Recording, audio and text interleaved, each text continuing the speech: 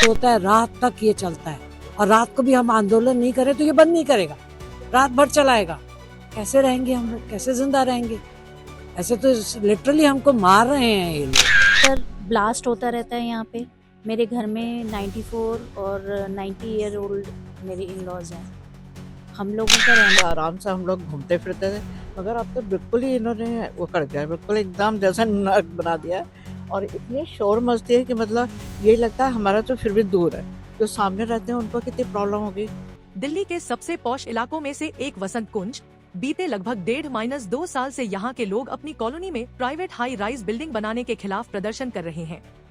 दरअसल कॉलोनी के बीचों बीच एक खाली जमीन था। स्थानीय लोगों का कहना है कि यह जमीन अरावली फॉरेस्ट का हिस्सा है, लेकिन बीते कुछ सालों से एक प्राइवेट बिल्डर यहाँ पर हाई राइज बिल्डिंग बनाने की तैयारी कर रहा है। स्थानीय लोगों का आरोप है यह सारा काम नियमों के खिलाफ है और विभागीय अधिकारियों के मिली भगत से यहाँ पर बिल्डिंग बनाने का काम शुरू हुआ है।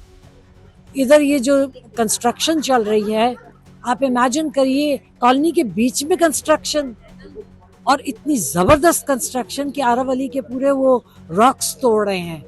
इतनी आवाज हो रही है कि ना हम सो सकते हैं दिन भर। अरावली को बचाने के लिए देश भर में आंदोलन हुए और सरकार और कोर्ट भी इस पर सख्त हुई है, क्या मानते हैं?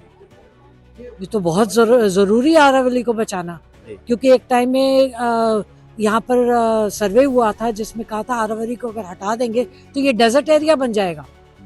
तो आप इमेजिन करिए ये किस तरह बना रहा है ये, और कॉलोनी के बीच में, एक स्कूल के बगल में, और हम सारे सीनियर सिटीजन हैं, हमको ये अलॉटमेंट मिली थी 1990 में।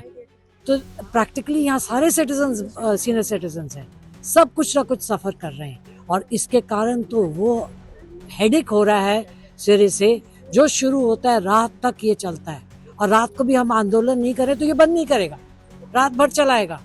कैसे रहेंगे हम लोग, कैसे जिंदा रहेंगे? ऐसे तो लिटरली हमको मार रहे हैं ये लोग। देखिए सर, ब्लास्ट होता रहता है यहाँ पे। मेरे घर में 94 और 90 ईयर ओल्ड मेरे इन लॉज हैं। हम लोगों का रहना मुश्किल, बच्चे हैं, तो अब ये जो ब्लास्ट करेंगे तो हमारी जो पूरा बिल्डिंग्स हैं वो डैमेज हो जाएंगी।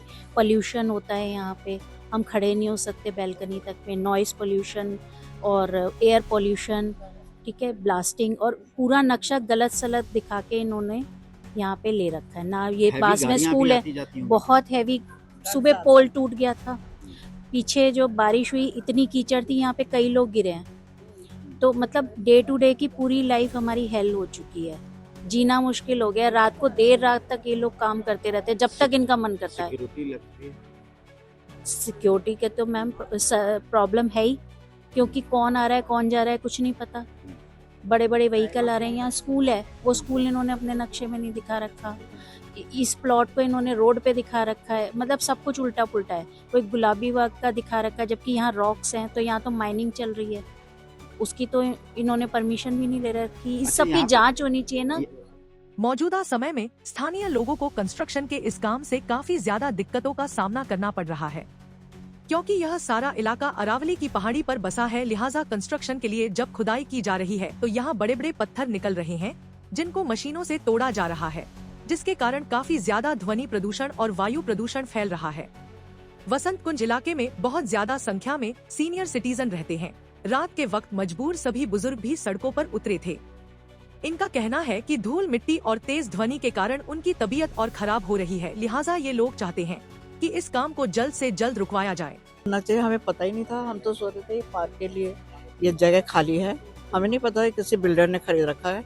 और इतनी शांति यहाँ पर थी, सब कुछ था, बड़े आराम से हम लोग घूमते फिरते थे, मगर अब तो बिल्कुल ही इन्होंने वो कर दिया है, बिल्कुल एकदम जैसा नर्क बना दिया है।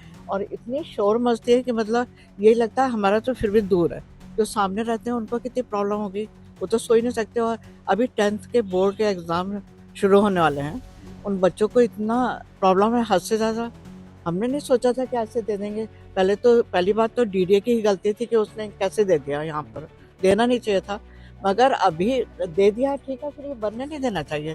कोई पुलिस नहीं कोऑपरेट कर रही, कोई आ नहीं रहा। कोई एक बड़ा ये भी कोई लेडी हैं, वो रेखा गुप्ता, उनके पास जाना पड़ेगा, जैसे वो एक बार देखें, हम लेडीज का वो कॉपरेट तो करें। कंस्ट्रक्शन की वजह से एक एक रेजिडेंट को इसकी दिक्कत है। ये जो जगह थी, this could have been used as a park, this could have been used as a little place where people can relax and rejuvenate. Over thousands of flats. I had been living here for more than 25 years, and this community was safe. We pay taxes and we pay a huge amount. This is a DDA colony. This can no way be a private builder's place. How can DDA do this? It's a major scam. And while they are doing this mining, the entire earth is shaken up. This is a earthquake prone area. Imagine if this continues like this, what will happen to all those people that are living there? Now I'm not talking about the structures. I'm talking about the basic human life, which our authorities such as DDA, MCT, ministers, police are denying it. This is a basic human right of having clean air, clean surroundings, all of it. And they are not looking at it.